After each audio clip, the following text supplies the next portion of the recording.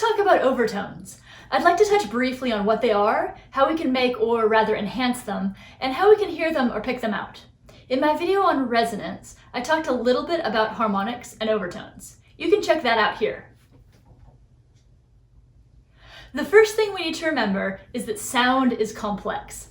Every time the human voice sings or speaks, we aren't just producing one note, but a stack of related tones that follow a predictable series. Using the piano here for some examples, if I play a C, that's the fundamental.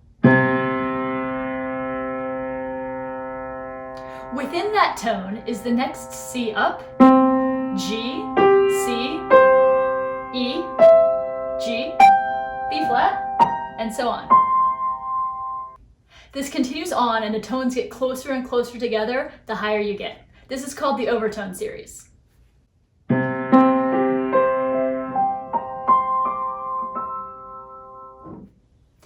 Incidentally, this is why chords need to be tuned a very specific way, in line with or in tune with this overtone series.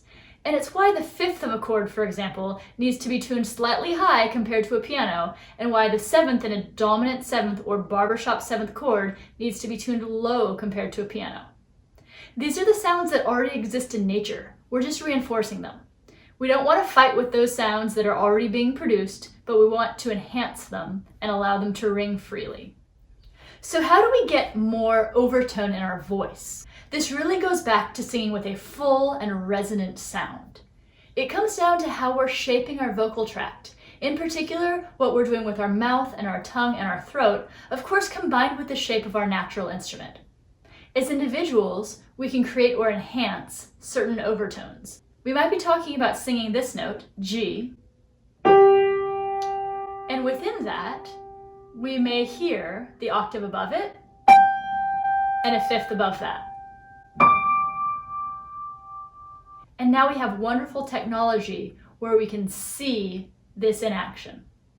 What you're about to see is a visual representation of all of the tones that are sounding when the note G is being played.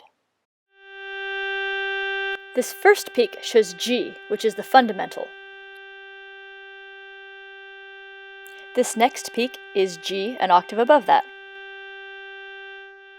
Then the D above that. This is the G above that, and so on. As children, most people can hear all the way from around 20 Hertz all the way to 20,000 Hertz. For reference, pianos go from 27 Hertz all the way to a bit over 4,100 Hertz. I'll get that piano tuned after we're done with this social distancing thing. Fun fact, some animals like dolphins and bats can hear frequencies all the way up to 100,000 Hertz, while elephants can hear sounds down as low as 14 to 16 Hertz. Some cats can hear up to 79,000 Hertz. Dogs to around 44,000. That's why dog whistles work. You hear that? Anyway, by the time we hit around age 40, we generally have lost a great deal of that high range, and it's common to have our upper limit around 14 or 15,000 Hertz.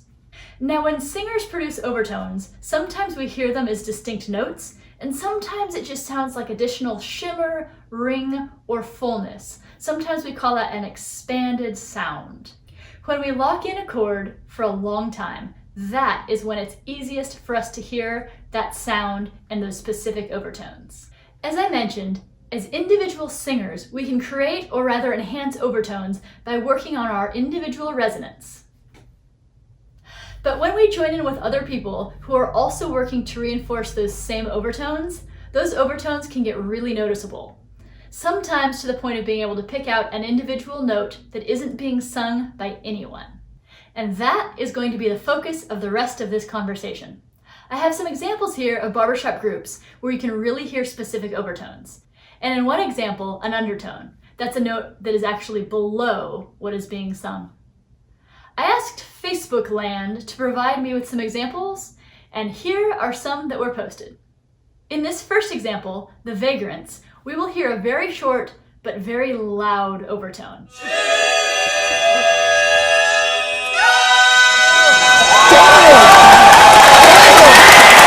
But what we're listening for is this tone. No one is singing that note. Here it is again.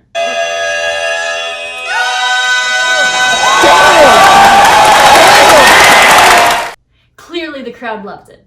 This next submission is audio only, and it's credited as being Dundalk's Sweet Adeline Chorus from Maryland. I have no idea if I pronounced that right, sorry. I'd like you to follow the tenor line. What they're singing is this. Just as long as time goes by. So that's what we hear in the part. But what you'll hear on the last note is an overtone popping up to. So listen for that note at the end. Just as long as time goes by.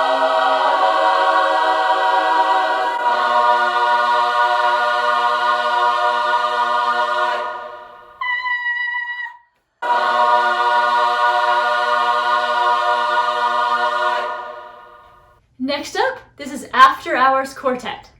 No one is singing this note.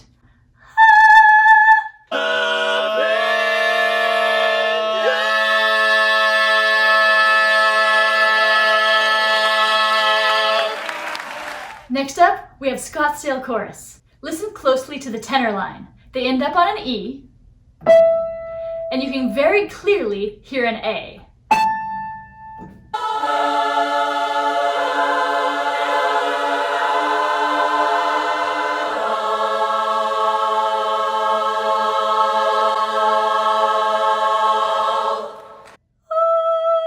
That's the note the tenors are singing, but we hear.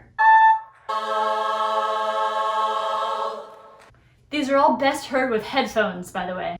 And finally, for something different, this next example will give us a very rumbly undertone by Main Street Quartet. Undertones are like overtones, but they go the other way. They're also called subharmonics. Now, if you follow this bass line, you can hear that the bass goes up on the last note to a C. An undertone starts to kick in and then gets really strong right at the end. You'll hear this note. So listen for this note, and then this will come in.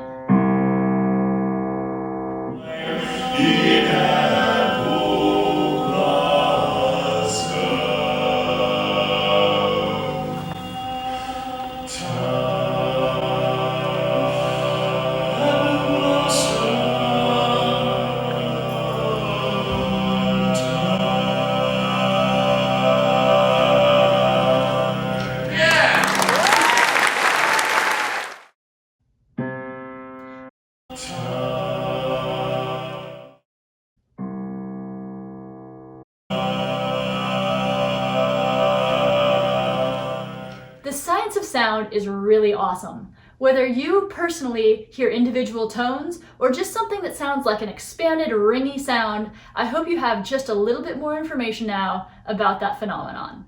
Make sure to subscribe, check out my other videos, and I'll see you next time.